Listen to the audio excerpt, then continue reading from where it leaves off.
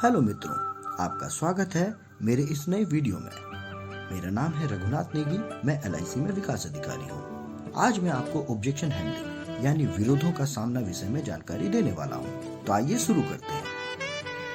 Objection handling या विरोधों का सामना क्या है?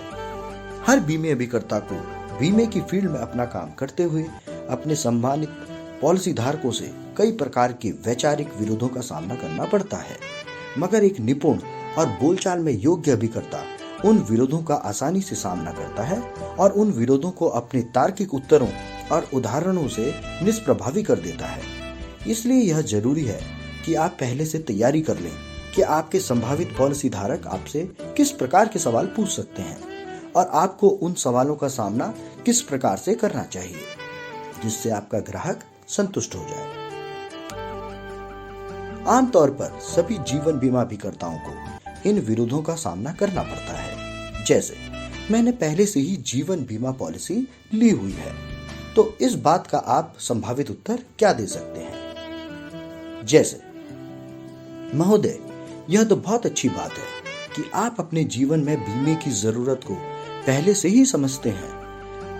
आपके जीवन का आपके परिवार के लिए बहुत मूल्य है, जिसको सुरक्षित रखने के लिए आपने यह बीमा कराया होगा। क्या आप बता सकते हैं कि आपने अपने परिवार के किस उद्देश्य की पूर्ति के लिए यह बीमा लिया था? नोट: एक बीमा अभिकर्ता के लिए इस बात का उत्तर जान लेना बहुत जरूरी है। तभी आपको पता चलेगा कि जिस उद्देश्य के लिए वह बीमा लिया गया है, क्या वह उद्देश्य उस पॉलिसी के बीमे धन से पूरा हो भी पाएगा या कम पड़ेगा। हो सकता है कि लिया हुआ बीमा बहुत कम बीमे धन का रहा हो, जिसको अब समय व आय के अनुसार और बढ़ाना पड़े।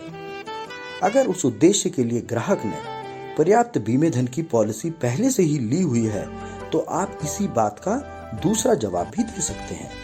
अब आप उस परिवार की दूसरी अन्य जरूरतों को जगाएं। जैसे अन्य विकल्प आप सुझा सकते हैं। अगर बच्चों की शिक्षा का प्रबंध किया हुआ हो, तो अब आप बच्चों के विवाह के प्रबंध के लिए नई पॉलिसी की पेशकश करें।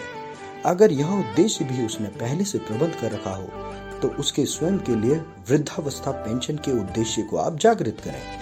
अगर यह उद्देश्य भी उसने पहले से प्रबंध कर रखा हो, तो उसको स्वास्थ्य बीमे के लिए प्रेरित करें।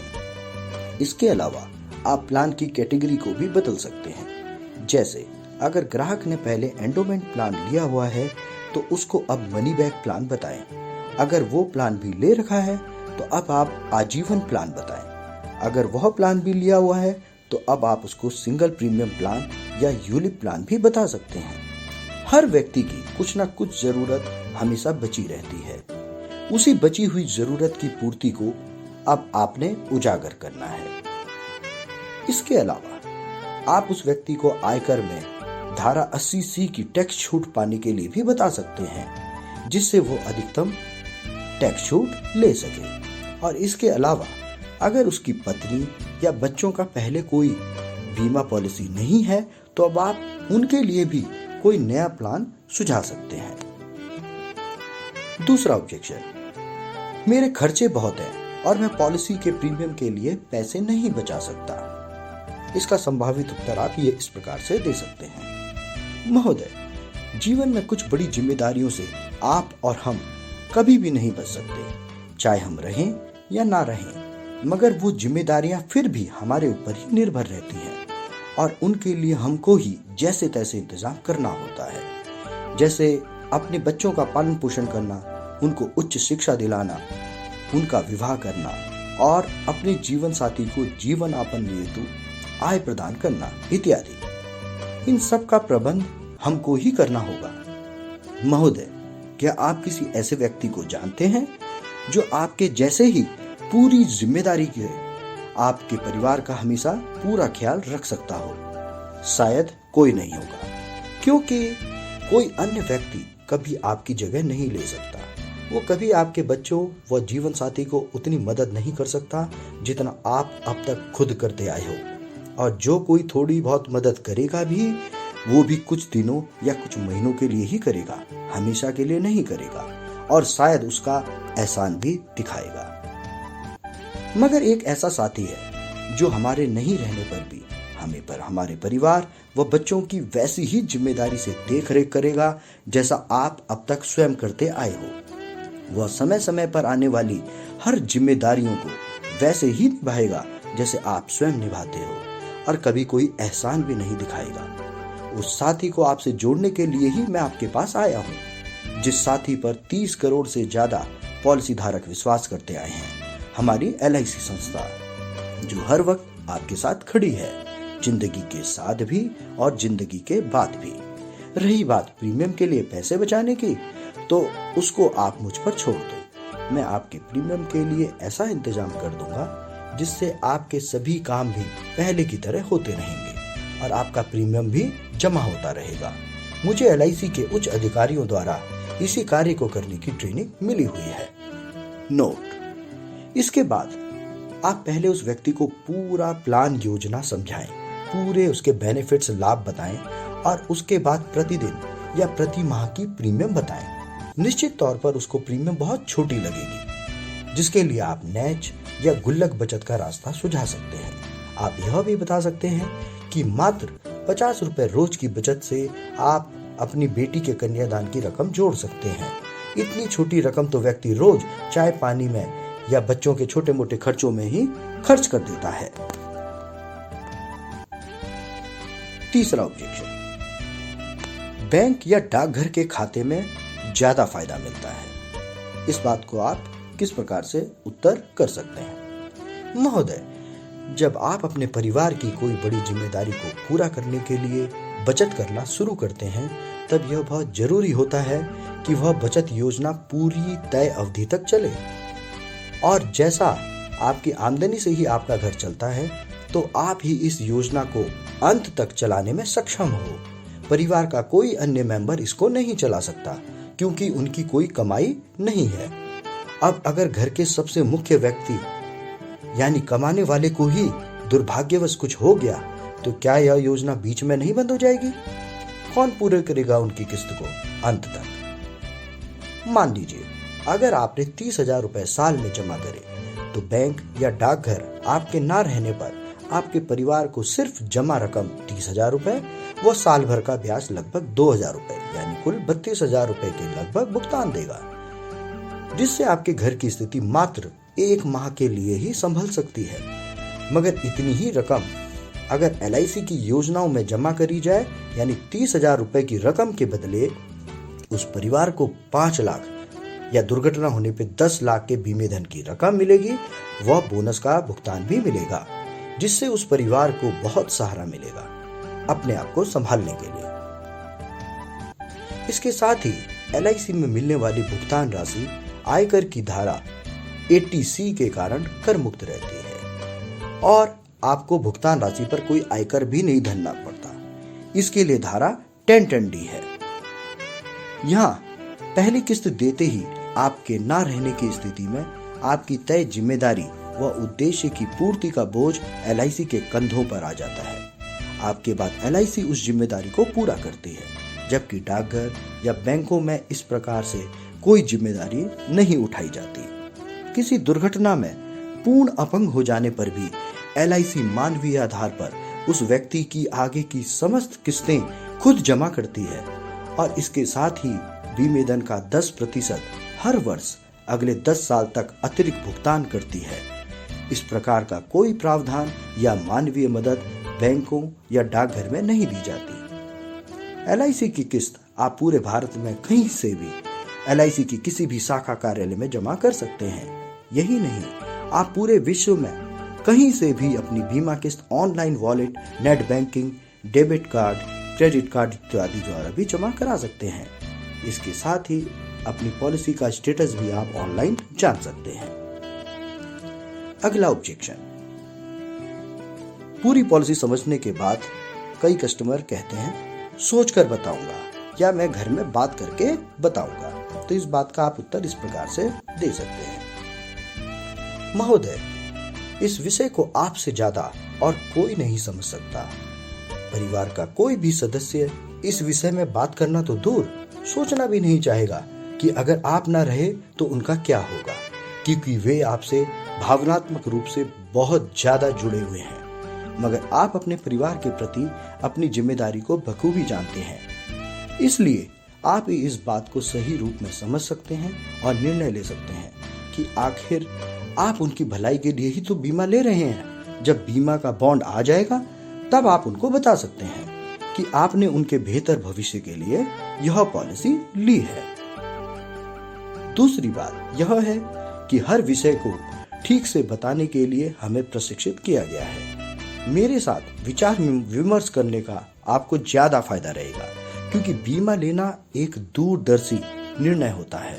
अतः प्रशिक्षित व्यक्ति ही आपको ज्यादा बेहतर तरीके से सलाह दे सकता है।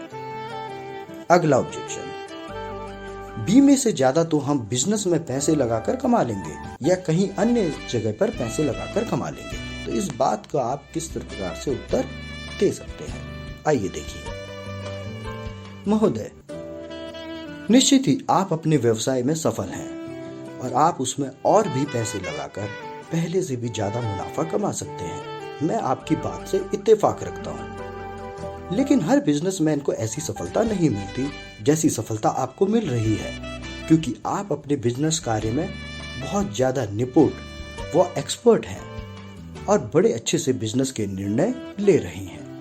लेकिन यह जरूरी तो नहीं कि आपके बाद आपके वारिस भी उतनी ही काबिलियत से इस बिजनेस को आगे सफलता से चला सके, या फिर हो सकता है कि उनको इस बिजनेस से अलग हटके कोई दूसरा काम पसंद आ जाए। जैसा आप जानते हैं कि आजकल के बच्चे, कोई सिंगर बनना चाहता है, कोई डॉक्टर, कोई डांसर बनना चाहता है, तो कोई बैंक अधिकारी, कोई प्रशासनिक अधिकारी बनना चाहता है, तो कोई एडवोकेट इत्यादि इत्यादि। अतः उनके सपनों को पूरा करने के लिए आपको उनके लिए कोई सेकंड ऑप्शन भी तैयार रखना चाहिए, जिसके लिए आज से ही आपको उनके लिए एक अलग से फंड जोड़ने की तैयारी करनी होगी, जिससे वे अपने सपने पूरे कर सके, वो आपका नाम रोशन करे, क्योंकि हर पिता अपने बच्चे को खुश देखना चाहता है।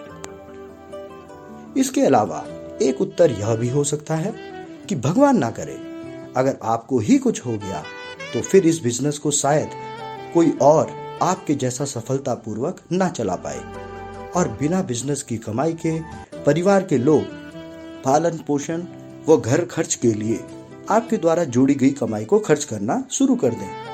वह कमाई जो आपने अपने बच्चों की उच्च शिक्षा व शादी इत्यादि के लिए जोड़ी थी। इसके अलावा आप यह भी कह सकते हैं कि महोदय, यह जरूरी नहीं कि जो फायदा आप आज कमा रहे हैं वही फायदा आपको आगे भी अपने व्यवसाय में मिलता रहे, क्योंकि बिजनेस में हमेशा रिस्क रहता है। आप देखिए कि कैसे बड़े मॉल ने छोटे दुकानदारों का मार्केट खा लिया, ऑनलाइन शॉपिंग ने भी लोकल दुकानदारों को दिक्कत में डाला है इत्यादि। भविष्य में कुछ भी हो सकता है। और आप जानते हैं कि पुराने लोग क्यों कहते हैं कि सभी अंडे एक ही टोकरी में कभी नहीं रखने चाहिए। अतः आप दोनों तरफ अपना निवेश करें, अपने बिजनेस में भी और इधर बीमा पॉलिसी में भी।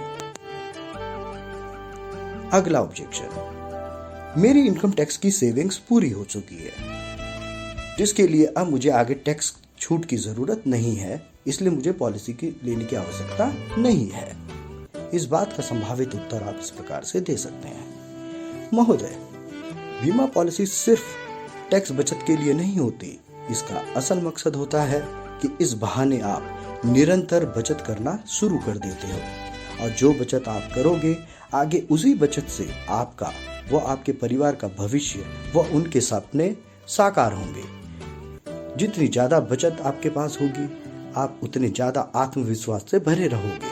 चाहे भविष्य में कोई भी विकट परिस्थिति आए, आप अपने बलबूते ही उसको पार कर जाओगे।